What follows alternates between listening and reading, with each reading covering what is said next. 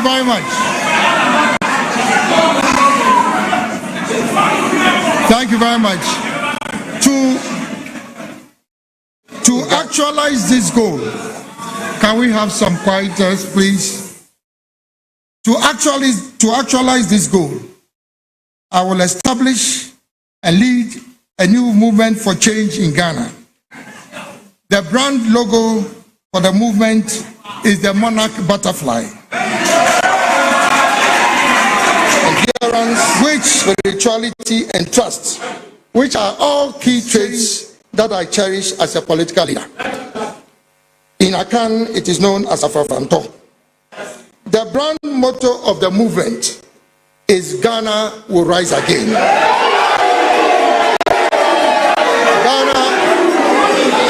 Ghana will rise again, which symbolizes hope for the future of Ghana.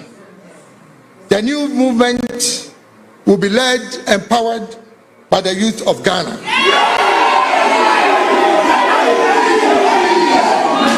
Out of the over 17 million registered voters in the 2020 general elections, the youth aged 18 to 35 years constituted over 9.4 million voters, representing 55% of the total voters.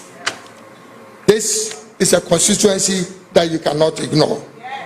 It is acknowledged without doubt that the youth represent the future of our country, and yet they constitute the most vulnerable section of our society. From available statistics, 85% of all prison inmates in Ghana are aged between 12 and 35 years. This is profoundly alarming. Fellow countrymen and women, it is also worth noting that every year, over 300,000 graduates from tertiary institutions in Ghana, excluding those from secondary institutions, enter the job market with little or no hope of finding a job. Clearly, public sector employment is not an option with an already over-bloated public service. This phenomenon of a pervasive employment crisis is gradually becoming a national security threat, as evidenced by the recent Occupy Julobi House demonstrations. The initial reaction of the police in manhandling some protesters is not the solution to the problem.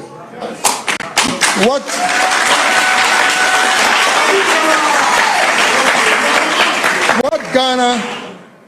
Ghana needs now is change, which will provide long-lasting solutions to the challenges confronting our country.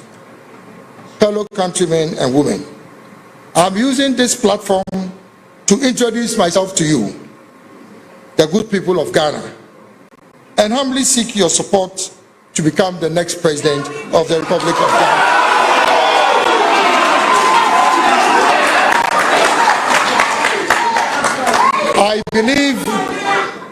I believe with unwavering conviction that I am the only leader who can guarantee the economic and industrial transformation of our country, the restoration of confidence in political leadership, and the unification of an increasingly divided nation.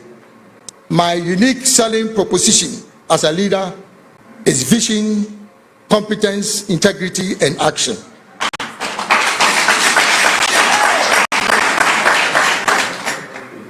The four dominant themes for this change agenda which will be pursued by the movement are as follows. 1. Change the political status quo by moving Ghana beyond the duopoly of the two main political parties, the New Patriotic Party and the National Democratic Congress. This will break divisive partisanship in governance in Ghana and bring an end to the winner-takes-all political syndrome. In addition, there's a need to promote reforms in the internal democratic processes and procedures of all political parties, such as introducing one man, one vote to ensure inclusiveness and reduce the effect of monetization in politics. The principles underpinning our national elections must be reflected in the electoral processes of political parties in Ghana. 2, promote the establishment of a government of national unity, which would include people from all walks of life, irrespective of their political, religious, ethnic affiliations. Rich or poor, able-bodied or physically challenged, young or old, ethnic affiliations. Rich or poor, able-bodied or physically challenged, young or old, women and men. This will allow for effective and inclusive participatory governance. The movement will lead the formation of a government of the people, by the people, and for the people. Number 3, build consensus on a national development agenda, which will introduce a new paradigm shift that moves Ghana from growth and stability to economic transformation. This paradigm shift will be driven by my great transformational plan, GTP, for Ghana, which puts the private sector and the business community at the center of our national development efforts. 4, inspire behavioral and attitudinal change in the people of Ghana. This would include, but not be limited to, the following. A, enforcement of discipline.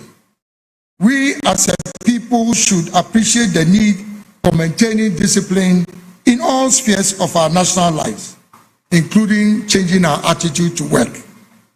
B, a war against corruption.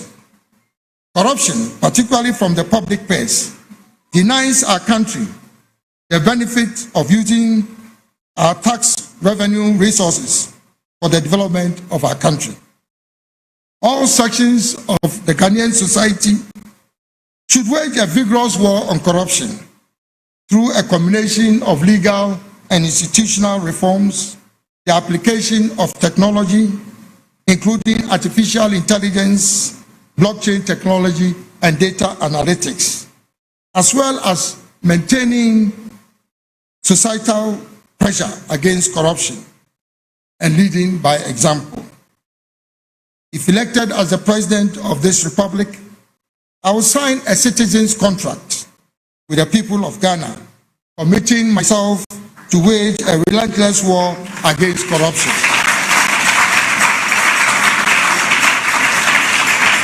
C, arrogance of power. As I've stated on previous occasions, the arrogance of power has been a major obstruction to progress in our country. People in positions of authority in this country must understand that leadership is an opportunity to serve the people and not to lord over them. In servant leadership, humility is an asset and not a weakness. D, passion for excellence. As a country, we must celebrate competence and excellence and not mediocrity. Advancement in the public sector in particular must be based on meritocracy and not patronage and protocol. Putting square pegs in round holes has been the biggest challenge for service delivery at every level in our governance structure. A significant shift in this regard will allow the best talents in our country, particularly the youth, to be deployed to achieve optimum performance in various institutions and organizations.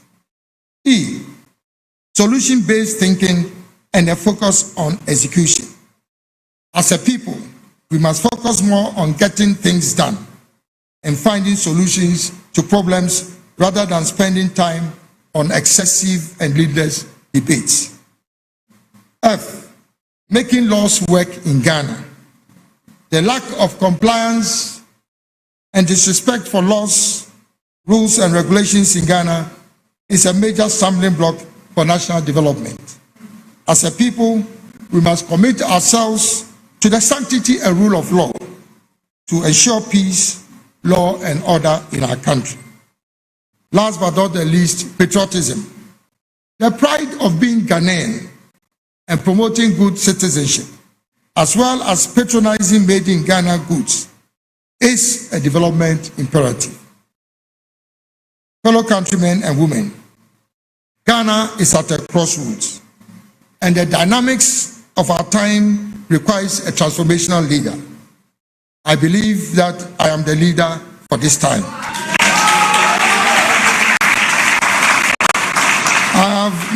I have already put forward for the consideration of our country the Great Transformational Plan, GTP, which will significantly deal with poverty and bring prosperity to our nation. The GTP is anchored on 10 pillars, namely, 1, building a strong macroeconomic environment which will be characterized by a stable currency, low inflation, sustainable debt levels, revenue optimization, tight expenditure control, low competitive interest rates, strong external reserves backed by high levels of liquidity to support the financial sector. 2, introduce a new agricultural revolution for Ghana, which will first take advantage of both local, regional, and global markets. Secondly, be driven by technology, innovation, and cutting-edge research. Thirdly, optimize value for farmers through value chains. And fourthly, promote economies of scale in agriculture through large-scale commercial farming. 3, promoting industrial transformation through value addition and the establishment of strategic anchor industries to diversify the Ghanaian economy. This will also involve the establishment of industrial parks and special economic zones, as well as the aggressive promotion of small and medium-scale enterprises. 4, accelerated infrastructural development, promoting private sector financing for public infrastructure such as roads, railways, ports, harbors, water supply systems, public housing, etc. This will reduce government's exposure to the financing of such infrastructural projects. 5, digital mainstreaming. Mainstreaming digitization in all government and public sector activities and bringing digital technologies to the doorstep of the ordinary Ghanaian. 6, energy security and diversification, placing greater emphasis on the development of renewable sources of energy, including but not limited to nuclear and hydrogen energy. This will require fast-tracking the execution of government's strategy for energy transition. 7, health. Expanding health infrastructure and services by enhancing private sector participation in health service delivery across the country, as well as improving the viability of the National Health Insurance Scheme. 8, education. Undertaking a comprehensive review of existing reforms in the educational sector, particularly the free SHS program, to ensure optimum efficiency and effectiveness in its implementation. Government will pay special attention to institutionalizing the link between industry, academia, and educational institutions, and reinforce the importance of apprenticeship and internship. Considering the critical importance of early childhood education, the development of new interventions in the educational sector will be to improve basic education in all its forms and nature, including but not limited to physical infrastructure, learning facilities, teacher training, and curriculum development. 9, tourism. Encouraging private sector investments in the development of world-class tourism infrastructure, and also taking steps to leverage the tourism potential in each district and region of our country. In addition, my government will facilitate air travel for tourists coming into the country by providing free visas, including visas on arrival. Finally, the development of the creative industry in Ghana will be the backbone of reforms in the tourism industry. This will include, but not be limited to, the following creative industries: film, dance, theater, music, literature, and multimedia arts. 10, natural resource management. Developing and implementing a comprehensive program for the management of Ghana's natural resources. This would include oil and gas, solid minerals, water and marine resources, and land and forest resources. As a target, there shall be no export of raw materials from Ghana in any form or nature without a minimum of 60% value addition by the year 2030.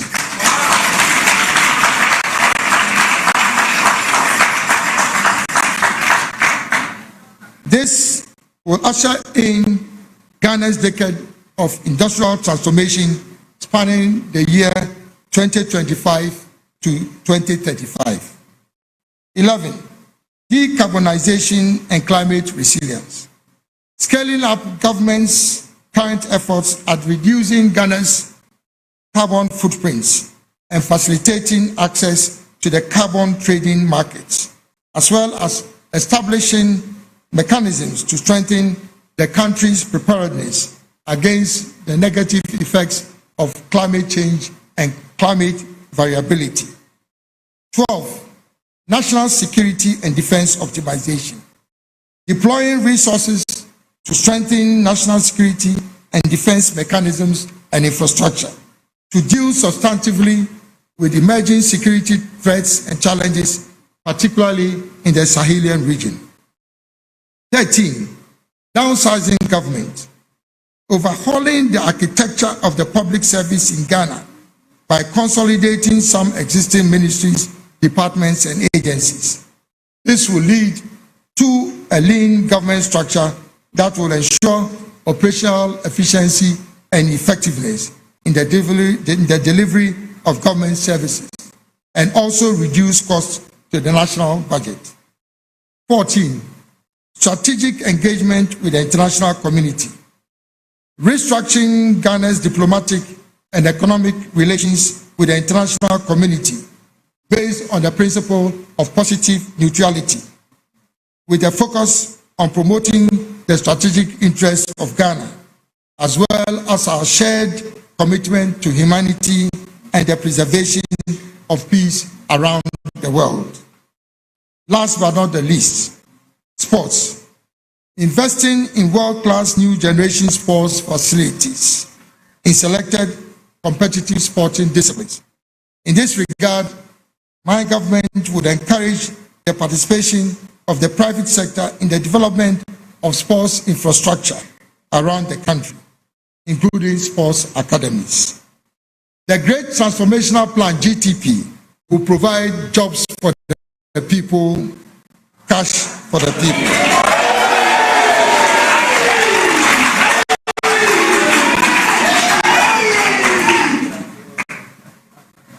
In conclusion, fellow countrymen and women, the concept of an independent candidate becoming the President of the Republic of Ghana, though novel, will be the most innovative and revolutionary development in Ghana's political history.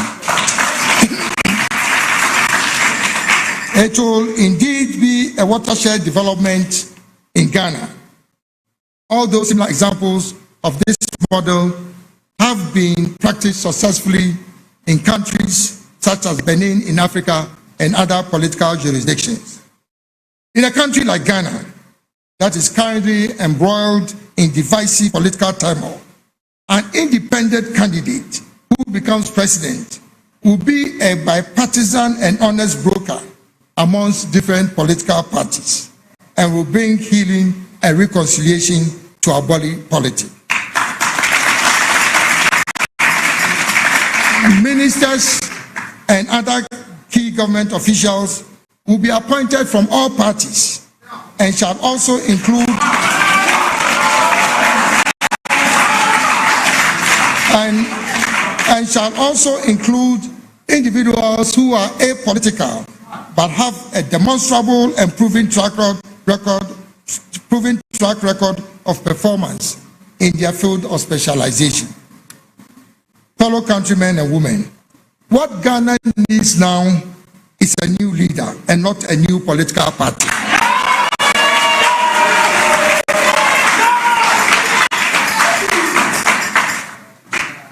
It is worth noting that the great nations of this world were built on the vision of great leaders and not on the back of political parties.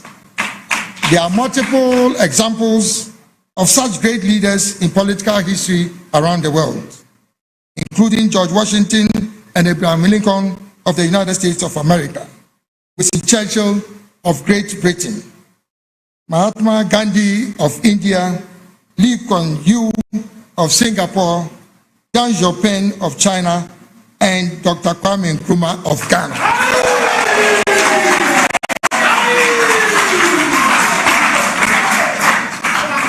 In the current political dispensation of Ghana, under an executive presidency, the President of the Republic represents one constituency, only one constituency, which is the constituency of Ghana. While different political parties can contest for parliamentary seats on the ticket of their political parties, electing an independent candidate as president, who will lead a government of national unity, will not only bring harmony to the legislature, but also facilitate the approval and execution of government programs and projects. Who better can moderate and lead such a political divide than an independent candidate who has no direct ties with any existing political party? Fellow countrymen and women, I wish to use this opportunity to assure the rank and file of the new patriotic party that I still very much cherish my relationship with you, and I'm committed to the ideals of the founding fathers of the party. My decision to contest as an independent candidate will not destroy the party, but rather provide the party an opportunity to participate in a government of national unity in the future.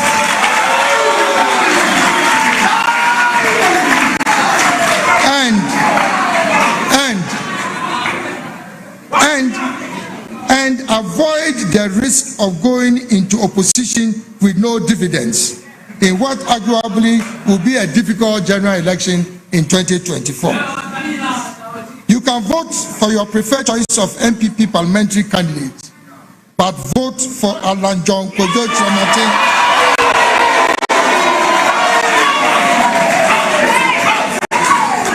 But vote for Alan John Kojo Chomate in the presidential elections in December 2024 to become the 6th president of the 4th Republic of Ghana. To the rank and file and sympathizers of the National Democratic Congress, NDC, and to my friends in leadership positions in the NDC, please note that if elected as president, I will also be president for NDC. You will be better off avoiding the risk of remaining in opposition if you do not win the 2024 general election.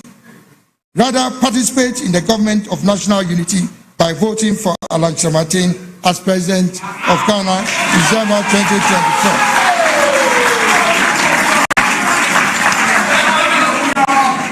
To the rank and file, and my friends in the smaller parties and other political organizations, including the national interest movements, please let us join hands to unite Ghana for our collective benefit. Fellow countrymen and women, I will in the coming weeks conduct a formal launch of my campaign and provide further details of my great transformational plan.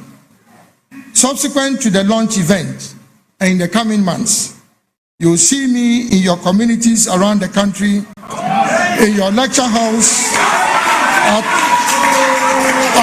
at our music concerts, in our churches, in our mosques, on your streets, at the market centers, at the fishing ports, at our trotro and taxi stations, on your farms, and in every corner of our society.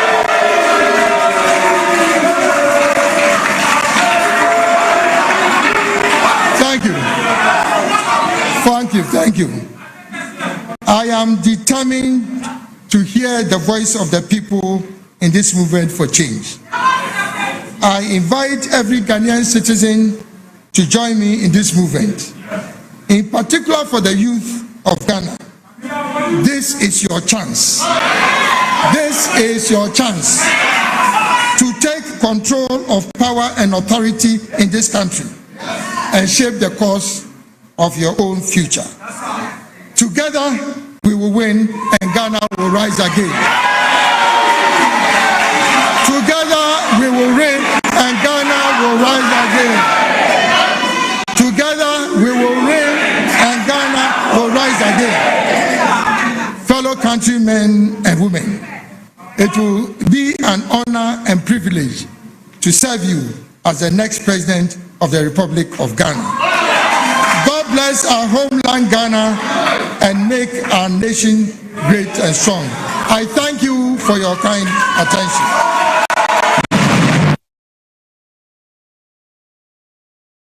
Martin, Alan John Kojo Kyerematen, former trade and industry.